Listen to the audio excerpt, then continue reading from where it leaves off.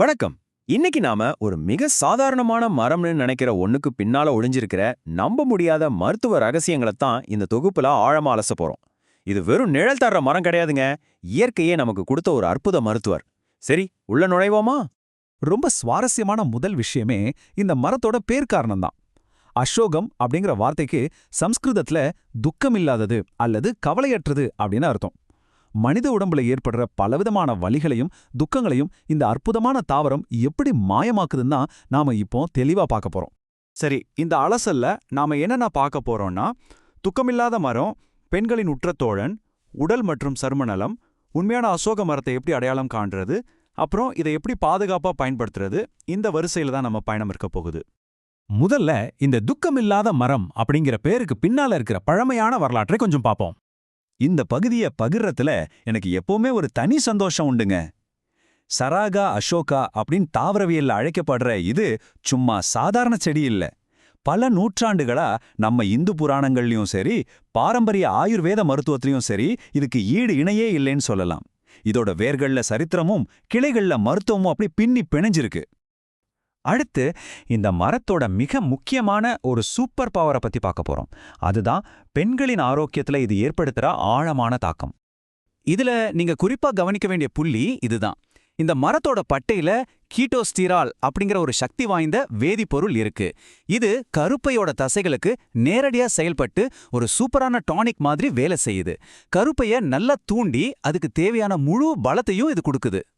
அதனால தான் இத பெண்களின் உற்றத்தோழன்னு சொல்றோம். அதிகப்படியான இரத்தப்போக்கு, தாங்க முடியாத மாதவிடாய் வலி, ஒழுங்கற்ற சுழற்சின்னு பல பிரச்சனைகளுக்கு இது ஒரு வரப்பிரசாதம்.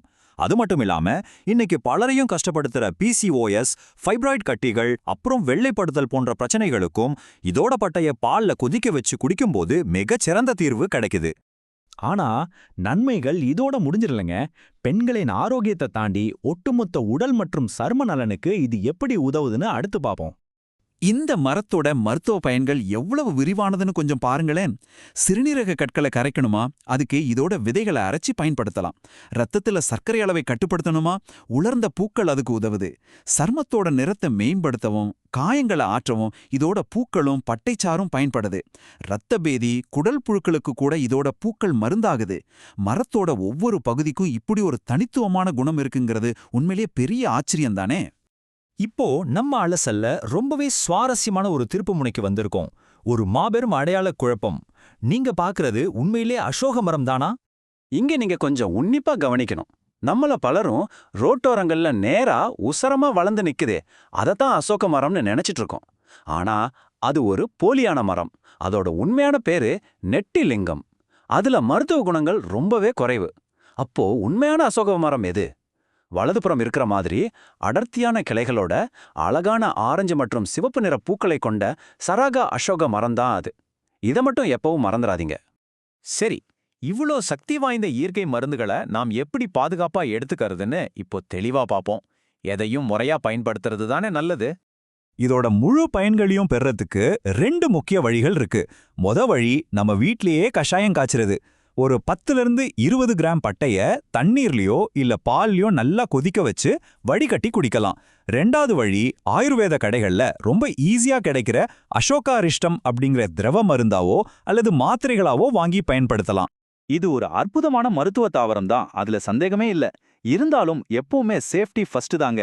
இதை பயன்படுத்துறதுக்கு முன்னாடி கண்டிப்பா ஒரு சித்த அல்லது ஆயுர்வேத மருத்துவரை கலந்து ஆலோசிக்கணும். குறிப்பா கர்ப்பிணி பெண்கள் மருத்துவரோட நேரடி கண்காணிப்பு இல்லாம இதை சாப்பிடவே கூடாதுங்கிறது மிக மிக முக்கியமான ஒரு எச்சரிக்கை. இந்த தொகுப்பு அசோக மரத்தோட அற்புதமான ரகசியங்களை உங்களுக்கு புரிய வச்சிருக்கும்னு நம்புறேன். இனிமேல் நீங்க சாலையோரத்துல ஒரு மரத்தை பார்க்கும்போது ஒரு நிமிஷம் நின்னு இது உண்மையிலே அந்த துக்கமில்லாத மரம்தானா அப்படின்னு கண்டிப்பா உத்து பாப்பீங்க. உங்களை சுற்றியுள்ள இயற்கையை இன்னும் கொஞ்சம் கூர்ந்து கவனிங்க. உங்களோட இந்த தேடல் இனிதே தொடரட்டும்.